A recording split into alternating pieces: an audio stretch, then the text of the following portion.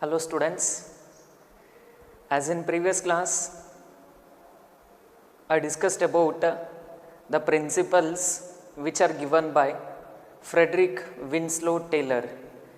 As you know, Frederick Winslow Taylor is referred as father of scientific management, and he was introduced five major principles which are effectively applicable to manufacturing or production organizations.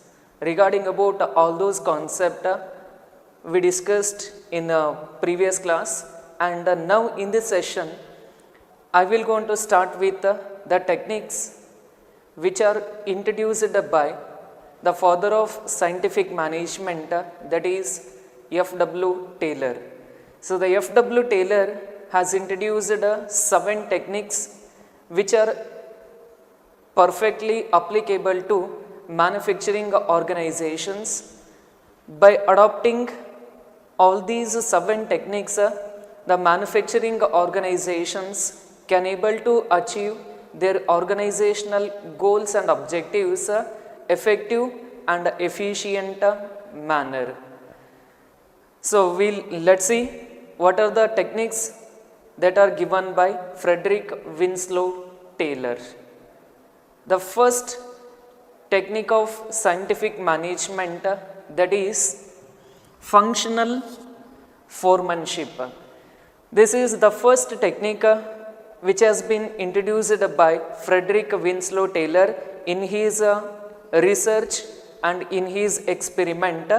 As per this technique, the F.W. Taylor suggested the entire organizational work is to be divided into 2 major categories, that is planning in charge and production in charge.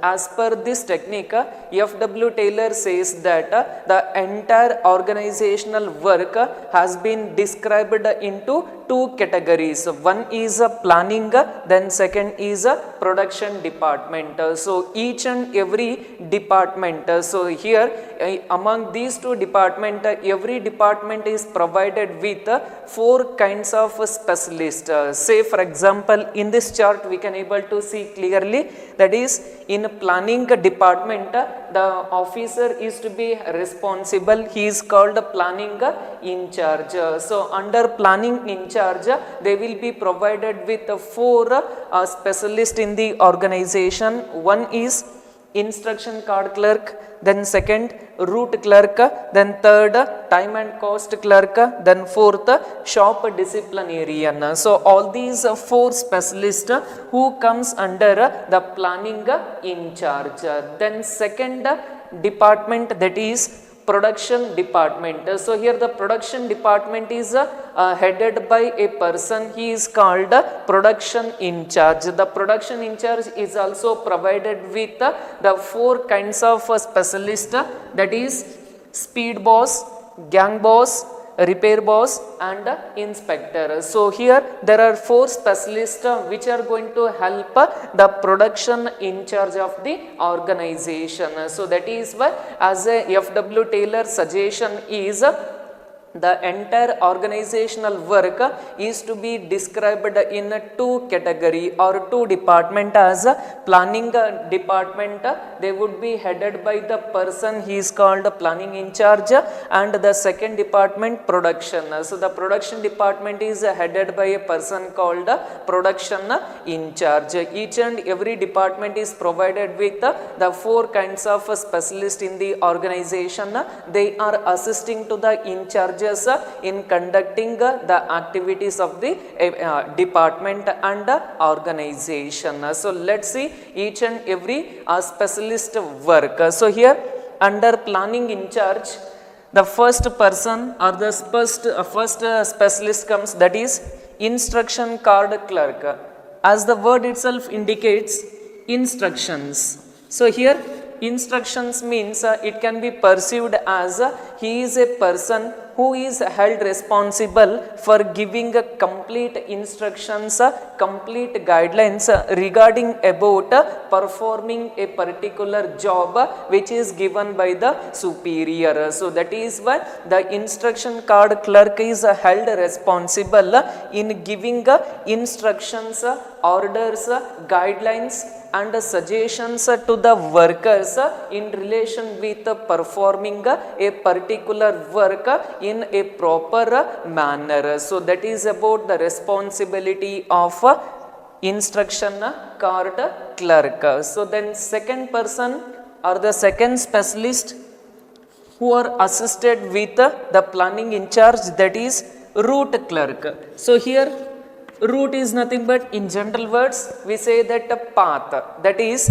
the route clerk is a person who is going to specify the exact sequence of the path or sequence of the route to be followed in converting the raw materials into finished product. So as a manager you are held responsible to get the work done by each and every person in the enterprise. That is why the route clerk, he will going to give or he will going to specify the exact sequence of the path or exact sequence of the route of production. So if you want to convert raw materials into finished product, means what kind of the process that are to be followed by a worker is to be specified by a person. That person is called route clerk. So that is why the route clerk is going to specify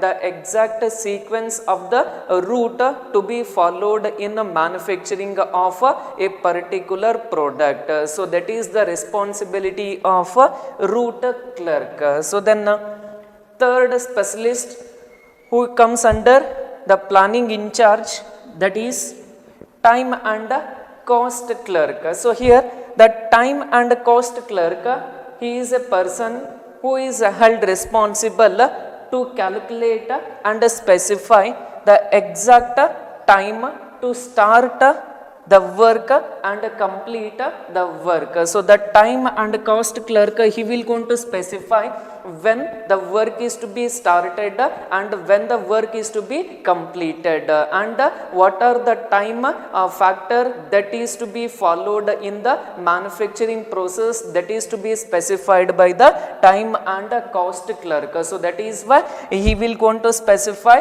the exact time to be required in completing the work, and also he will going to prepare the cost sheet. That is, if a person want to manufacture the product, means what it means whatever the total organizational or whatever the total expenditure is to be incurred in producing a particular product, so that cost factor is to be calculated by the manager or the specialist, they called time and cost clerk. So that is why the time and cost clerk is a person who is held responsible to specify the exact time to start and complete the work and to prepare the entire cost sheet of the production. So this is about the activity performed by the third specialist, that is time and cost clerk.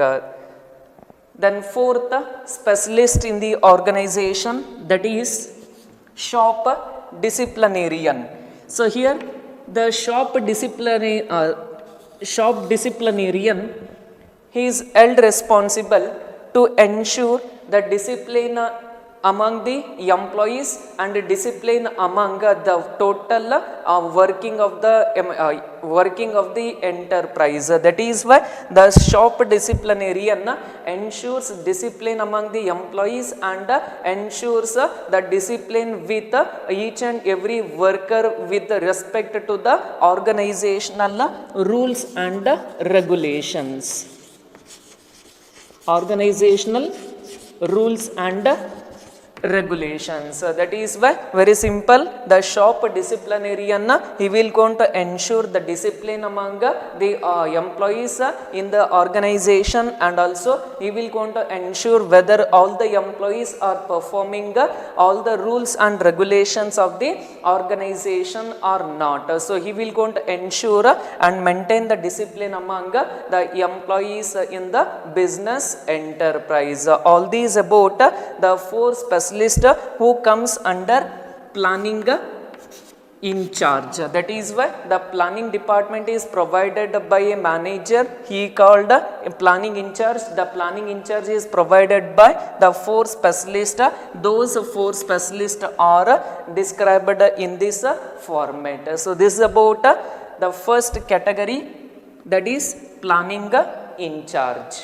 Second department, that is production department. So the production department is also headed by a person they called production in charge. The production in charge is also provided by the four kinds of specialists who are going to assist the production in charge of the enterprise. First, the first specialist who comes under production in charge, that is speed boss. Here the speed boss is a person who is held responsible for timely completion of the work in very faster manner and in very quicker manner. So where whatever the work which is given by the production in charge, the speed boss is held responsible to ensure the work is to be completed in a quick and also effective manner in the enterprise. That is why the speed boss is a person who is held responsible in completion of the task in very faster manner and within the time which is specified by the immediate superior of the enterprise. That is the work of a speed boss. He will going to ensure timely completion of the work within the span of time. That is the duty of a speed boss. Then second person or the second specialist, that is gang boss. Here the gang boss is a person who is going to keep all the tools and machines and also equipment ready for use of working of the enterprise, where the gang boss is a person who is going to keep all the machines, tools and equipment which can be used in the process of production. He will going to ensure all the machines and all the kinds of equipment are ready to use in the manufacturing process. That is why the gang boss is also going to ensure the keeping tools, machines and equipment ready to work in any of the time the work is given by the superior of the enterprise. That is the responsibility of the gang boss, that is keeping all the tools and equipment ready to use. Then third specialist who comes under production in charge, that is repair boss. So here repair boss means there is a common word, repair. So where the repair boss is a person who is going to keep or who is going to make the proper working of the machines, tools and equipment. So where if any of the machines become a repair, means at the time the manager, that is the repair boss, is held responsible for repair of that machine or equipment, and that would be readily available for the manufacturing process. That is why the repair boss is a person who is going to held responsible for proper working of all the kinds of machines, tools and equipment that can be used in the manufacturing process. For that a particular person is appointed, they will called the repair boss. Then last person who comes under production in charge, that is inspector. So inspector means he is a person who is going to check the entire quality of the work. So the inspector duty in the organization, that is checking or ensuring the total quality of the work. So whatever the product manufactured by the workers, all those product are to be as per the quality standards or not. So he will going to test and he will going to ensure the manufacturing process, as well as he will going to check the quality of the work which is to be performed by the worker. So that is called the duty of inspector in the organization. So that is why the inspector in the organization checking the quality of the work which is to be performed by the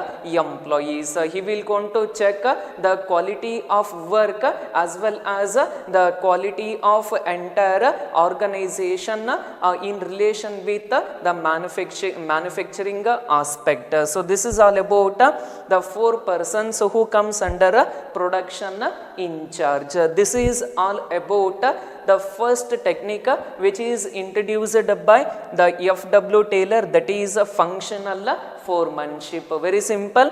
Under this technique, the entire organization is divided into 2 parts. One is planning, then second is production. So the each and every department is headed by a person.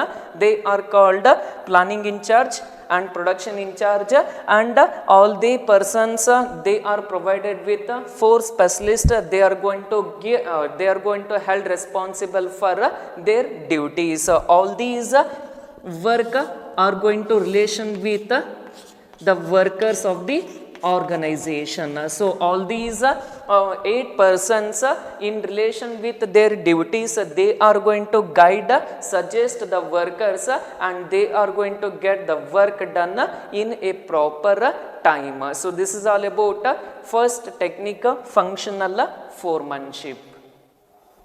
The second technique of scientific management, that is standardization and simplification.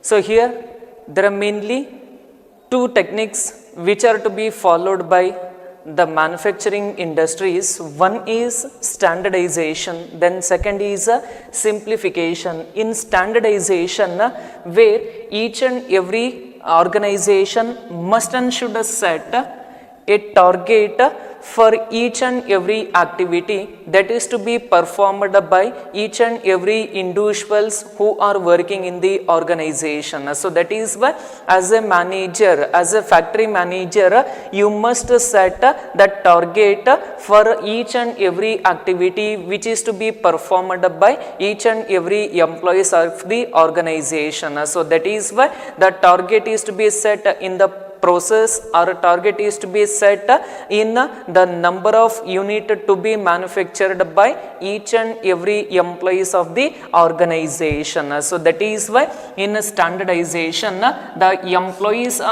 are to be set by the target for their performance to be performed in the organization. So that is why this method states that the target is to be set for each and every activity. So then only the worker can able to get, they must perform the work in the enterprise. Then on the other hand, simplification. So here simplification means where eliminating superfluous varieties of the product. So the organization must keep only few kinds of varieties of the product. So if the organization has manufacturing a wide variety of the number of product, means at that time it will going to waste the time and it will going to leads the proper, not maintaining the proper quality of the product. So that is why the simplification simplification main aim is to eliminate the superfluous varieties of the product. So apart from manufacturing the various number of variety of the product, the company must manufacture only few varieties of the product, then only it can able to much focus on manufacturing the process of the enterprise. This is about the second, that is standardization and simplification. So very simple, standardization, the company must set a target for each and every activity. In simplification, the company must eliminate superfluous varieties of the product to be manufactured in the enterprise. This is about second technique of scientific management. Then third technique of scientific management, that is method study, where under this technique main aim is to find out one best way of doing work. That is, there are various ways which are available to do the work. So in those kinds of work, the company must find out the best way of doing the work which is going to increase efficiency and effectiveness of overall enterprise as well as efficiency of individual employees of the enterprise. This is about the third technique of scientific management, that is method study. Then fourth technique of scientific management, that is motion study. So here motion is nothing but movements.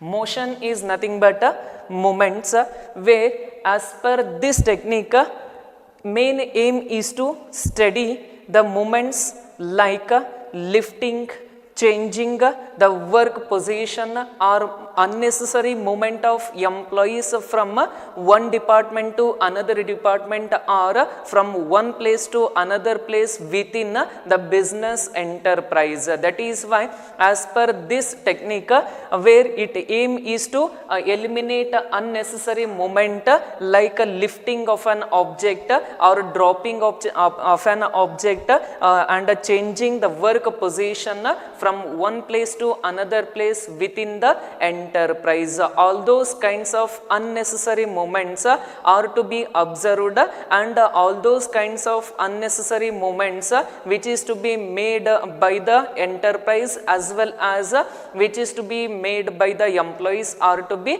reduced. So as per this motion study, so that is why the motion study main aim is to find out the movements like lifting, dropping of an object, changing the work position by the employees within the department. All those are to be observed, and which are unnecessary, all those unnecessary movement are to be eliminated. So this is about the fourth technique, that is motion study. Then fifth technique which is introduced by the F.W. Taylor, that is time study. So where nowadays time management is very important. So that is why the time study technique were developed by F.W. Taylor. So as per this technique, a standard time taken to do the work and the number of workers that are to be required in performing the various tasks that are to be estimated by the manager of the enterprise. That is why as the time study main intention is to estimate the standard time which is to be required in completing a particular task which is to be set by the top level managers. That is why the standard time is to be calculated, and based on that the number of workers that are to be required required is to be estimated. So this is about the time study. So that is why the time is very important. So in the business enterprise and also in common places or in general also. This is about the fifth technique, time study. Then sixth technique of scientific management, that is fatigue study. So here the fatigue study means where it is a study to be made to find out the rest intervals to the employees in the work. So where if the employee is working continuously without taking any break or without taking any rest between the working hours, means at that time the employee feels tired and also the employee feels tired mentally as well as physically. So that is why the company must give the rest intervals between the working time, where the company provide rest intervals, means the employee feels relax mentally as well as physically. So that is why the company must identify the rest hours or the rest period which is to be given to the each and every workers of the organization. So how in a school or college the students, they will also give provided by a rest intervals. Like that also the company must provide the certain time for making or for taking relax to the employees of the enterprise. That is why the fatigue study main aim is to find out the rest intervals to be given to the employees in performing the work. So where it automatically reflect in eliminating the tiredness and which gives mental and physical relax, where the worker can able to get more encouragement in doing the work. So this is about the sixth technique, that is fatigue study. Then last technique, which is developed by F.W. Taylor, and also I was noted in the biography of F.W. Taylor, that is differential piece wage system. So differential piece wage system, it is an system which is effectively advocated by the F.W. Taylor only. So where the F.W. Taylor introduced this method. So by introducing this method, way he made the two categories or two group of employees. One is efficient worker and second is inefficient worker. So those who is performed the best and those who is performed not up to the target. So he made an two group. Based on that two group, he will going to give or he will suggested about giving remuneration to efficient and inefficient workers of the organization. Based on production, the company manager must provide the remuneration to the employees or workers of the organization. So if the worker produced the best, he will be provided more remuneration. Say for example, the employee A manufactured 1000 units, employee B manufactured 900 units, and employee C or worker C has manufactured 500 units. Means at that time, if the company has given same salary, like the company giving salary of rupees 10,000, means it is not fair, because employee A has manufactured 1000 units, worker B has manufactured 900 units, and worker C has manufactured 500 units. There is a difference in the work which is performed by these three employees. That is why based on the work performed by the employees or workers, the company must provide remuneration. So like that the differential piece wage system is to be implemented in the organization based on number of units manufactured by the worker, that much of amount of remuneration given to the workers of the organization. That is about the last technique, that is differential piece wage system. So this is all about the 7 techniques which has been introduced by the Frederick Winslow Taylor, so which are efficiently applicable to the manufacturing organizations. Thank you.